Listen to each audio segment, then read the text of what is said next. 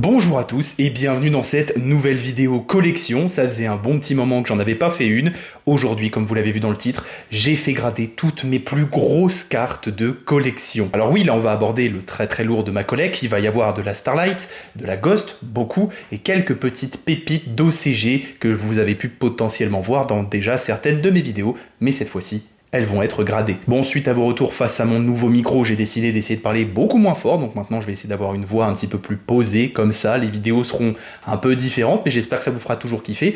Et autre petite parenthèse, ça y est, comme vous le voyez peut-être à l'image, le cadre a un petit peu changé, et ce sera dorénavant avec cette nouvelle caméra que je vais filmer. J'espère que la qualité en tout cas sera au rendez-vous. Donc aujourd'hui on va s'ouvrir ces petits boîtiers de chez CCC qui reviennent tout fraîchement de gradation. Là-dedans, normalement, il y a des belles dingueries. Dans ces boîtiers, je me suis pas spoil. Ma femme m'a donné un petit coup de main. Elle a trié pour moi hors caméra sans que je puisse voir ou me spoiler les cartes pour que ce soit dans un bon ordre, histoire qu'on finisse avec le meilleur pour la fin. Juste avant que cette vidéo commence, avec ce nouveau micro et cette nouvelle caméra, n'oubliez pas que cette chaîne est en partenariat avec le site internet The Cards Adventure. Si vous cherchez des cartes Yu-Gi-Oh au meilleur prix, n'hésitez pas à aller faire un petit tour sur leur site. Donc je vous propose sans trop tarder de découvrir les notes des plus grosses cartes que j'ai sous la main. Et croyez-moi, il y a de belles dingueries. On va s'attaquer maintenant tout de suite au reveal des notes de ces petites cartes de collection. Donc pour la faire très courte, et je m'en suis rendu compte en triant légèrement, mais en réussissant à évidemment ne pas me spoiler les notes, dans ce tas ici, on va avoir toutes les ghosts qui viennent des duellistes légendaires,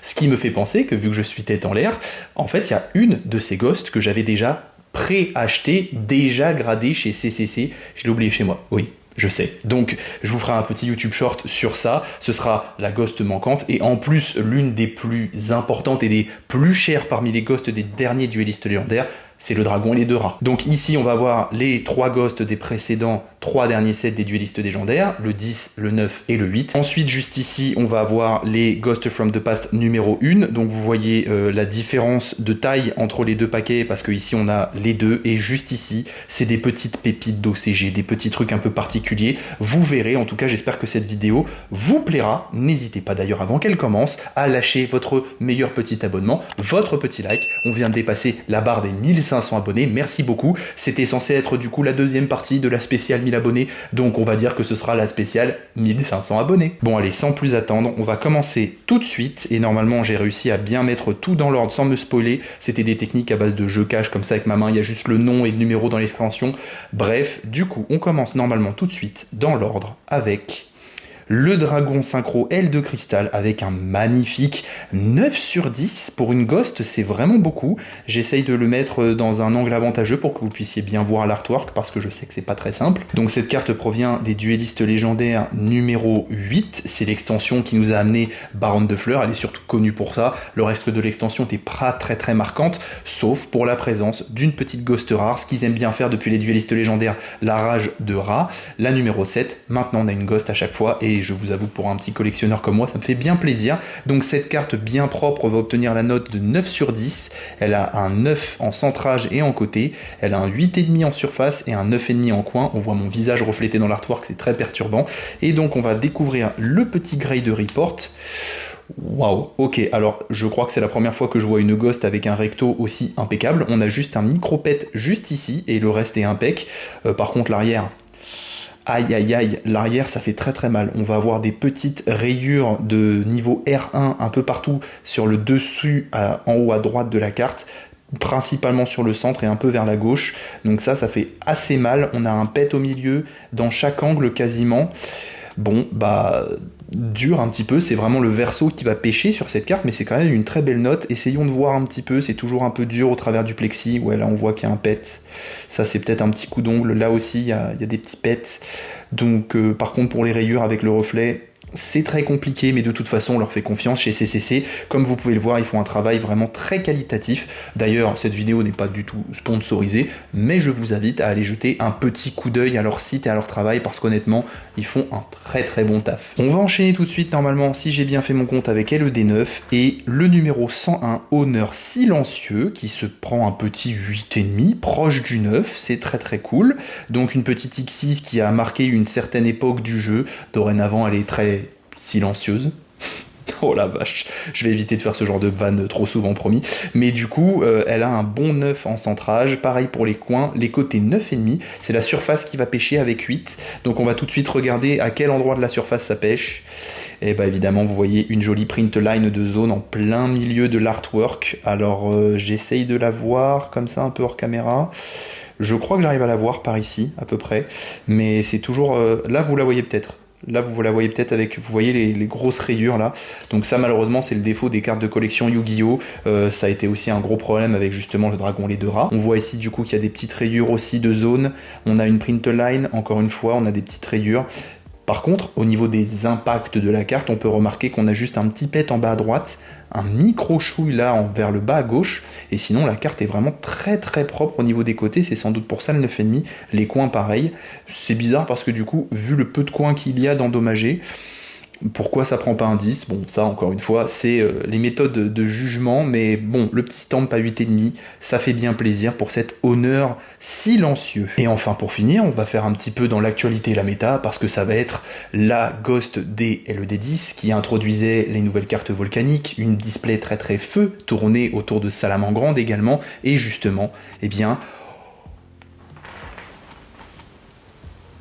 c'est mon premier 10, les gars.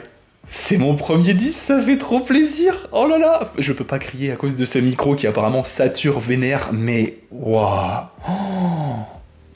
On a un Salamangreande Loup du Soleil Ghost en 10. Ça me fait tellement plaisir de voir ça. C'est insane. Donc on a des coins 9,5, surface 9,5, centrage 10, côté 10. Ils ont appliqué une nouvelle politique chez CCC, même si les notes sont pas de 10 partout, ils considèrent que si en grosse majeure partie la carte est vraiment nickel, ils mettent 10 au lieu de mettre 9,5, donc ça fait vraiment très plaisir qu'ils aient fait ça. Et regardez ça un petit peu, on a juste une petite rayure R1, un petit pet en bas à droite et une print line. Oh, ça me fait trop plaisir d'avoir un 10, franchement... excellent. Et bah cette vidéo elle commence très très fort, très très bien. J'avais dit d'ailleurs, et je vous remets la petite pastille de la vidéo que j'ai tournée, la partie 1 sur toutes les ultis qui composent ma collection, et c'est des ultis d'OTS à partir du moment où j'ai commencé la compétition. Donc ça commence des OTS 11 jusqu'à aujourd'hui, je continue aujourd'hui d'acheter et de collectionner les ultis d'OTS, et je disais justement que dans la vidéo d'ultis d'OTS on n'a pas eu, je vous spoil désolé, de 10, mais on a quand même eu des très belles notes. Et je disais vers la fin justement que je préférais avoir des notes comme un 10 sur des grosses cartes comme les Ghosts. Je préférais largement avoir les meilleures notes pour cette partie de ma collection. Et je crois que je vais pas être déçu, bizarrement, alors que pourtant les Ghosts sont connus pour être les cartes avec le plus de défauts. On va enchaîner tout de suite avec un des sets majeurs de Yu-Gi-Oh! Qui a réintroduit les Ghosts dans le jeu en grande pompe, parce que de mémoire il y en a eu 5 ou 6 d'un coup. À l'intérieur on avait une des plus emblématiques, le Magicien Sombre Ghost, que j'ai réussi à me procurer et j'ai mis le plus de temps à me procurer cette carte vu qu'elle vaut très très cher. Elle était short print à l'époque dans cette extension. Ici se cachent du coup les Ghosts from the Past, la réintroduction massive des Ghosts dans le jeu, dans un set principal. Et on va tout de suite commencer avec le premier numéro des Ghosts from the Past, le Magicien Sombre. Aïe, qui se bouffe un set. Alors, comme vous pouvez le voir certainement au reflet, juste ici au bout de mon doigt, il y a des print lines archi vénère sur ce Magicien Sombre. La personne qui me l'a vendu m'avait prévenu et je l'ai acheté parce que juste ici vous voyez il n'y a pas de point bleu, donc je me suis dit je vais risquer, je vais tenter, à savoir que cette carte c'est un regrading. Elle avait été gradée à la base par Card Market Grading, elle avait eu la même note d'ailleurs je crois. Donc on a un 9,5 en centrage, un 9 sur les côtés, un 9 pour les coins, mais on se bouffe un 6 en surface et c'est ça qui va tout casser au niveau de la note.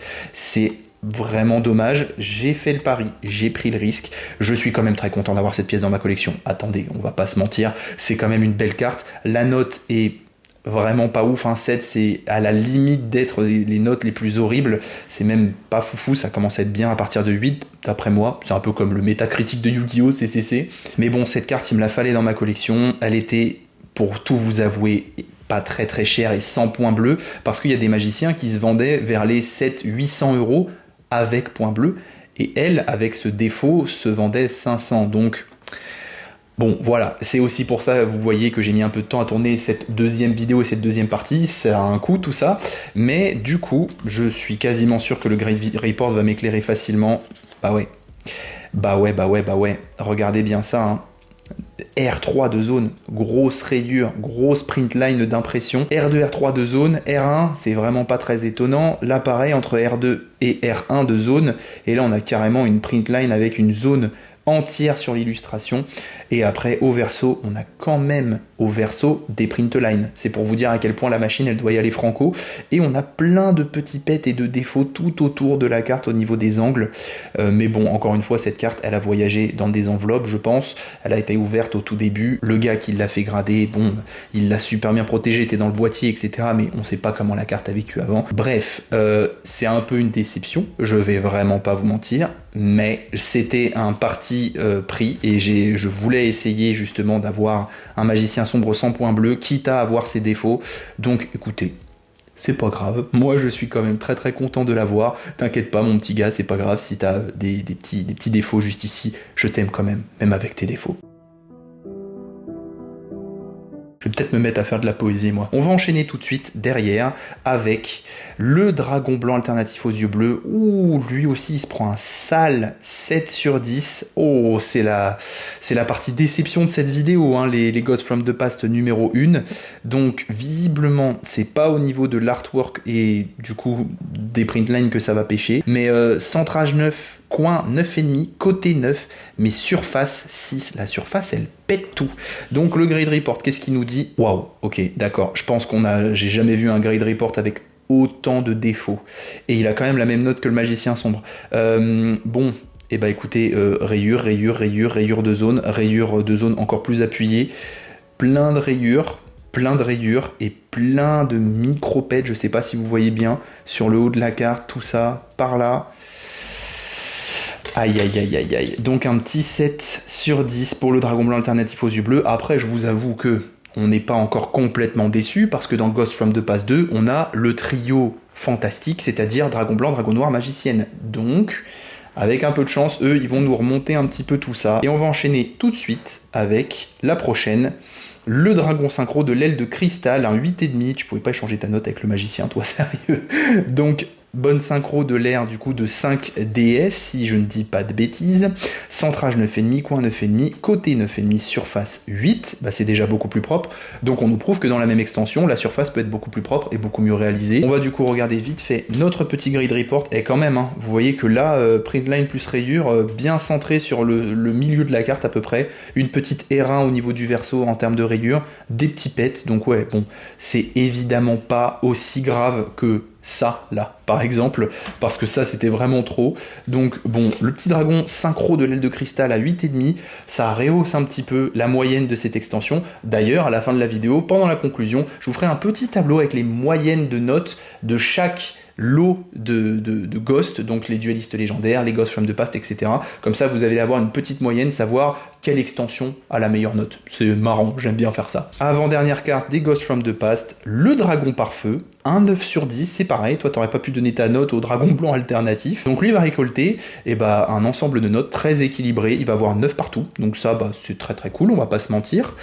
Elle est très propre cette carte, elle est aussi très stylée, même si je vous avoue que je suis plus fan d'un autre artwork, celui-ci c'est pas mon préféré, mais ça c'est encore un autre débat.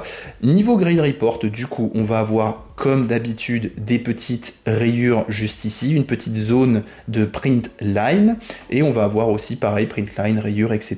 Des petits défauts et des petits pets tout autour de la carte, ça mine de rien, ça continue. Ah, on en a même un sur la surface de la carte en plus des bords. Et on va passer tout de suite à la dernière carte des Ghosts from the Past. Pour terminer, et je crois, si je dis pas de bêtises, que c'est l'œil de Timée, pas du tout. C'est le soldat du lustre noir, le soldat du chaos, qui lui aussi a un beau 8 sur 10. Bah écoutez, ça fait plaisir. Encore une fois, ce qui fait pêcher, c'est la surface. Les coins ont 9, les côtés ont 9,5 et le centrage à 9.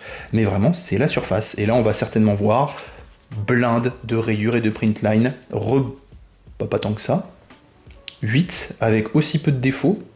Ok, c'est étonnant parce que quand on prend notre dragon, il a eu 8,5 avec autant de défauts, alors que du coup, notre soldat, lui, a 8 avec énormément moins de défauts. C'est bizarre, j'ai du mal à comprendre, mais c'est pour ça que ce serait intéressant de réussir à faire une vidéo dans les coulisses qui nous explique vraiment qu'est-ce qui peut faire la différence entre ces deux cartes, parce que là, pour le coup, pour moi, c'est lui qui aurait dû avoir 8,5 et lui qui aurait dû avoir 8.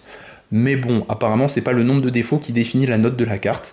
Donc voilà, ce petit soldat, il a un joli 8 sur 10, ça fait plaisir. Je vais empiler un petit peu tout ça et on va passer au Ghost from the Past 2. Et c'est là que je me suis fait avoir, parce que c'est dans les Ghost from the Past deuxième édition, saison 2 si vous préférez, qu'il y avait justement l'œil de Timée, mais pas que. À l'intérieur, la carte la plus importante, c'était la magicienne des ténèbres. Évidemment, c'est la grande apprentie du magicien sombre, et c'est aussi la carte la plus chère du set. Derrière, on a le dragon blanc aux yeux bleus, et derrière, on a le dragon noir aux yeux rouges. Je crois que c'est à peu près ça le top 3. On va tout de suite commencer. D'ailleurs, je crois que ça commence par la magicienne, donc est-ce qu'on commence fort ? Non, on commence par le dragon noir aux yeux rouges. Franchement, 9 sur 10, c'est beau. En plus, moi, je sais pas ce que vous en pensez, mais le côté très sombre de l'artwork de base du dragon noir, un dragon noir avec une rareté blanche comme le Ghost, je trouve ça magnifique. Le mélange des deux couleurs, ça donne quelque chose de vraiment assez ouf visuellement. Donc lui, il va avoir 9 en côté, 9 en coin et 9,5 en centrage et en surface, donc il est vraiment très très propre. Niveau grade report, on voit qu'il n'y a pas beaucoup de défauts, hein. Oh, le recto, il est vraiment impeccable. Vous voyez, ça fait trop plaisir. Quand on sait qu'en tant que collectionneur, déjà, on a des super belles cartes, et que en plus derrière, quand elles sont gradées, et bah elles nous récompensent un petit peu de les avoir chouchoutées avec un 9 sur 10, parce que une toute petite rayure ici, une toute petite rayure là, et majoritairement le verso, il y a des petits impacts au coin. C'est beau, ça commence fort. La moyenne des Ghost from the Past 2 risque d'être un peu meilleure que celle des 1, je pense, rien qu'avec ça. Ici, déjà, il n'y avait pas de 9. Donc on va enchaîner. Normalement, je crois que ça enchaîne avec du gros. Il y a peut-être du dragon blanc, de la magicienne. Oui, magicienne des ténèbres Ghost, pareil, un joli 9 sur 10. 9 partout sauf en côté où elle a 9,5. Bon là pareil, magnifique. On voit bien avec le reflet que en plus ils ont fait un côté flou net. L'arrière-plan est flou, le premier plan est net. Je sais pas si c'est comme ça dans l'artwork d'origine, je dis peut-être des bêtises, mais en tout cas là ça rend vraiment super bien. Au niveau du grade report, et bah le recto il a rien. On est d'accord là, le recto il n'y a rien du tout. C'est ouf, hein. Le recto de cette carte est parfait. Si on devait noter juste une face, cette face aurait certainement 10, c'est incroyable. On a des petites rayures, on a des print lines, les print lines au dos c'est quand même assez particulier, et on a toujours un petit peu les coins qui sont bignés comme ça, par-ci par-là, mais 9, j'allais dire 9,5, mais non, ça c'est dans mes rêves. 9 c'est super beau, hein. Imaginez, on a les 3 comme ça, le dragon blanc aussi, il a un 9, banger, vraiment banger, ok. On va enchaîner avec le cyberdragon, un 9 aussi, ça va être facile à faire la moyenne si ça continue, hein. Et lui, par contre, il a 2 9,5, centrage et côté, et 9 en coin, 9 en surface.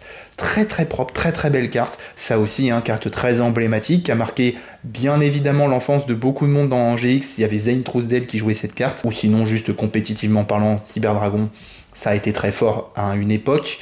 Le petit grade report nous dit que mine de rien, il a beaucoup de défauts pour une carte à 9. Hein. Vous voyez, c'est là que je ne comprends pas. On a des cartes ici à 9, exactement la même note, mais avec un recto parfait. Ici, il y a des défauts, et pourtant, c'est la même note. Voilà, je me questionne un peu, je ne critique pas, je me demande juste qu'est-ce qui fait que la note comme ça ne peut pas changer ou est similaire. C'est assez étrange, je vous avoue. Donc là, on a 4 petites rayures, on a au milieu de la carte, pareil, des rayures, et quelques petites zones qui sont bignées par-ci par-là. Encore une fois, c'est les angles, toujours le même problème, vous allez me dire.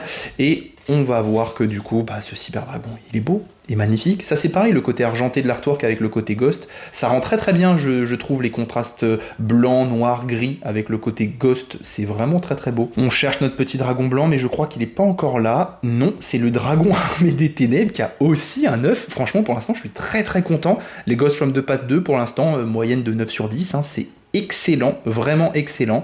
Donc là, on va avoir les coins qui ont 8,5, ça à 9, ça à 9, ça à 9,5. Et du coup, le petit grade report, il va nous montrer que c'est toujours au verso que ça pêche beaucoup, de toute façon. T, j'avoue que je me rappelle pas ce que c'est, et tout est écrit sur leur site, donc n'hésitez pas à aller regarder si ça vous intéresse. Moi je trouve ça assez cool d'avoir le côté technique et un petit peu l'envers du décor, d'où l'envie de faire un reportage d'ailleurs. Donc là c'est le verso qui mange encore une fois, ça change pas très très souvent, mais on a quand même encore un 9. Encore une fois pour une carte très emblématique de Yu-Gi-Oh, le Dad qui a fait une méta à lui tout seul il y a bien longtemps de ça, et bon peut-être qu'un jour j'en ferai une vidéo et un sujet, mais très très intéressante comme carte. D'ailleurs on peut remarquer que on commence à rentrer dans du méta rétro avec ces Ghost from the Past 2. On enchaîne et on va avoir la petite sphère de rat avec un 9,5, et on est à ça du 10, Pour l'instant il n'y en a qu'un, comme quoi c'est pas si facile à choper. Donc on va avoir un centrage à 9,5, un côté 9,5, Un coin 9,5, une surface 9,5, bah c'est une très très belle moyenne, hein. La carte elle est hyper propre. On va regarder un petit peu le grade report et on va trouver très peu de défauts, évidemment. Si, il y a un petit point là. C'est dommage, comment ça, il y a un petit point, il est où le petit point? C'est très dur à voir avec le boîtier, hein. Surtout avec la rareté Ghost, c'est un double problème de visibilité. Mais sinon, bah là on a encore une fois une petite print line. Pareil ici, quelques petits coins, encore une fois, bignés. Mais bon, la note finale est là, hein. Un petit 9,5, ça fait bien plaisir. Et on va enchaîner, parce que j'ai pas envie que cette vidéo soit aussi longue que la première. Peut-être que cette fois-ci, on va voir notre petit dragon blanc. Hop! Alors oui, mais pas exactement le dragon blanc, on a l'ultime dragon blanc aux yeux bleus, et bon, quelle carte, hein, évidemment, très emblématique, Boss Monster de Kaiba dans la première saison Monster Duel, qui va sortir de moins en moins au profit d'autres cartes au fur et à mesure des saisons, mais encore une fois, ce n'est pas le sujet de cette vidéo. Cette carte, encore une fois, a une belle note de 9, parce qu'elle a la moyenne de cette note partout, sauf aux surfaces, où elle a 9,5. Vraiment, ils ne pouvaient pas faire ce niveau de print pour la première saison des Ghost from the Past. Ça me fout un peu le seum, hein, mine de rien, hein, parce que les cartes de GFTP 1 sont évidemment plus chères et plus rares, parce qu'il y en avait moins, ça tombait moins. Dans la première saison, on est sur des Ghosts qui sont en moyenne minimum à 100 €. Dans les deux, on peut trouver des Ghosts à 30, donc vous voyez que la différence, elle est quand même assez importante. Donc on va avoir un petit grade report qui va nous montrer que la carte est en très très bonne santé, hein. Il y a deux petits bignages ici, encore une fois ça je sais pas comment ça arrive, heureusement ça transperce pas la carte, on voit qu'au verso ils n'y sont pas, on a une petite rayure, quelques petits défauts encore une fois sur les côtés au dos, mais le dos c'est normal, hein. Quand on ouvre une carte, qu'on la pose, bah c'est sur son dos, c'est pas sur l'artwork, donc c'est normal qu'il y ait plus de défauts à ce niveau là, mais en tout cas pour l'instant on a une solide moyenne de un petit peu plus de 9 sur 10 pour cette extension, et il nous reste que deux cartes. Et vous savez quoi, on va regarder ça tout de suite, on se fait un petit kiff, hop. Le Dragon Rouge Arc-Démon 9 sur 10, encore une fois, c'est ouf. Oh, ça fait vraiment très plaisir. Du coup, on a un centrage à 9, une surface à 9, des coins et des côtés à 9,5. Carte qui est revenue un petit peu dans certains decks. Il n'y a pas très longtemps, les Esprits de la Terre, hein, vu que ça fait fusion synchro, ils jouent un petit côté Red Resonator, et donc il y a tous les Dragons Rouges Arc-Démon dans le deck. Et ouh, là vous voyez, ça fait partie de mon incompréhension. Elle a 9, et pourtant regardez cette tonne de rayures et de défauts au recto. Waouh, alors qu'on a des cartes comme la Magicienne qui a un 9 aussi et qui a un recto impeccable. Alors pourquoi pas 8,5? Je ne sais pas. En tout cas, franchement le verso très très propre déjà. J'aimerais beaucoup, vu qu'on est dans 5DS, j'avoue, avoir un dragon rose noir ghost, c'est une des plus belles ghosts je trouve. J'adorerais l'avoir en collection et la faire grader, mais elle est tellement cher. Et je vous avoue que je me concentre surtout sur les cartes de collection et de rareté qui sont à partir du moment où j'ai repris le jeu. C'est pour ça que ici vous voyez que les duellistes légendaires, les Ghosts from the Past 1, 2, etc. c'est que des choses qui sont sorties depuis que j'ai repris le jeu, et c'était au moment du format éternel, donc 2018-2019. Donc c'est normal, si je devais collectionner toutes les Ghosts, j'ai fait une petite estimation, ça coûte 8 000 € hors gradation. On va peut-être éviter, vous voyez ce que je veux dire? Bon, normalement, il nous reste plus que le papa, le Pikachu version Yu-Gi-Oh!, le dragon blanc aux yeux bleus. Normalement, il est là, et il a une note de 9 sur 10. Mais il est où mon dragon blanc aux yeux bleus, en fait? Je vous ferai un YouTube short aussi pour la mise à jour de ça. L'œil de Timé, du coup, 9 sur 10. Donc, pour l'instant, on conforte l'idée que les Ghosts from the Past 2, ils vont avoir un 9 sur 10 de moyenne. C'est très très cool. Cette carte est magnifique, très emblématique de la saison 4 de Yu-Gi-Oh! Monster Duel avec l'Atlantide, Darts, tout ça. Donc, on va regarder le petit grade report. Et il va nous dire que le recto est pratiquement parfait, on a juste une toute petite rayure ici, et le verso, pas tant de petits pins que ça sur les angles, surtout des petites rayures, une rayure de zone. Voilà, ça fait un solide 9 sur 10 pour l'œil de Timé, et je ne tiens plus, il faut absolument qu'on regarde le contenu du dernier paquet de cartes, parce qu'il y a la carte de collection la plus ouf de ces dernières années à l'intérieur. Vous allez voir ça tout de suite. Et normalement, on va commencer tout de suite à ça. Ça augure une dinguerie déjà. Alors je sais plus l'ordre, mais ça déjà, ça augure une très grosse dinguerie. Chez CCC, quand l'étiquette est dorée ou noire, c'est déjà que c'est un 10. Et en plus que c'est un 10 vraiment plus. En gros, vous avez un 10 basique, c'est étiquette blanche. Le 10 plus, c'est étiquette dorée. Et le 10, mais vraiment parfait, indiscutable, c'est étiquette noire. Donc là, messieurs, dames, on a un 10 sur 10. Et c'est sur la carte du dragon et les deux rats, des prismatiques Godbox, en, du coup, Starlighter Rare japonais, waouh, 10 sur 10 partout, sauf au niveau du centrage où il y a un 9,5. C'est marrant d'ailleurs parce que du coup l'étiquette est en anglaise vu que la carte est japonaise. Petit détail, du coup c'est pas en FR, c'est bizarre, c'est même peut-être un petit peu dommage, mais bon, c'est peut-être pour le côté international, mais incroyable cette carte. L'ouverture de ces produits, je l'ai fait bien avant d'avoir la chaîne. Croyez-moi que ça reste dans mon top 5 des meilleurs produits que j'ai jamais ouverts. Franchement, c'était exceptionnel ce qu'ils ont fait au Japon. Du coup, on va regarder, mais normalement, eh bah ouais, voilà, c'est à ça que doit ressembler une carte 10 sur 10. Elle n'a tout simplement aucun défaut. Il n'y a rien du tout sur la carte. Et ça, j'espérais avoir une carte comme ça à vous montrer. Elle est parfaite. Ce qui fait défaut, c'est juste le centrage de la carte. Donc ça, c'est impossible pour nous de le savoir ou de le voir. Je pense qu'il doit avoir des appareils ou des outils normés qui leur montrent les mesures avec les millimètres, ce genre de trucs. Mais la carte est juste parfaite. Et ça fait trop plaisir. Et en plus derrière, il y en a une autre. Il y en a une autre. Attendez, on va découvrir ça tout de suite. Il y a un autre 10 sur 10. Et l'autre 10 sur 10, c'est Obélisque le tourmenteur de la même extension. Donc lui, il a pareil, 10 partout, 9,5 en centrage. Donc les japonais pêchent juste sur le centrage. C'est pas un très gros défaut. Au niveau du grade report, pareil. Wow. Oh là là. Les deux dieux égyptiens, du coup, en 10 sur 10. Mais du coup, il manque Slifer. Et normalement, dans la logique, si le tri est correct, là c'est Slifer. Si j'ai pas un 10 sur un Slifer alors que les deux autres l'ont, alors que c'est le nom de cette chaîne, je vous avoue que c'est un peu dommage. Donc regardons tout de suite. Oh, c'est beau, mais c'est dommage du coup. On a un Slifer à 9,5 alors que les autres ont 10. J'aurais adoré qu'il soit aussi 10 pour avoir le trio en doré. Oh, ça me donne envie d'en racheter un et de le faire regrader juste pour essayer qu'il ait un 10. Vraiment, hein, parce que du coup, c'est ironique. Pourquoi à chaque fois que j'ai un Slifer, c'est comme dans l'ouverture, je vous remets la pastille juste ici, l'ouverture des Teen Box avec les promos QCR, j'ai eu tous les dieux égyptiens, toutes les QCR, sauf Slifer, c'était quand même fou. Du coup, 9,5 pour ce Slifer, c'est la moyenne qu'il a partout, sauf sur la surface où il a 10. Donc, parfait. Mais du coup, ça veut dire qu'il a des défauts. Alors, oui, il a un petit pet ici, un petit pet là, et un micro ici. CCC. Si vous regardez cette vidéo, est-ce que vous feriez pas un petit effort? Est-ce que vous pouvez me le mettre en 10 en vrai? Peut-être pas doré, mais mettez-le en 10, quoi.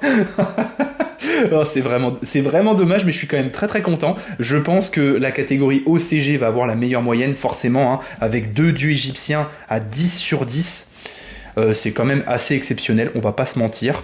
Donc écoutez, normalement, il va nous rester 3 cartes et on va enchaîner avec une petite dinguerie. Normalement, si j'ai bien fait mon compte, on va avoir, voilà, le magicien sombre en carte promotionnelle pour les 20 ans de Yu-Gi-Oh! Et cette carte, qu'est-ce qu'elle a de particulière?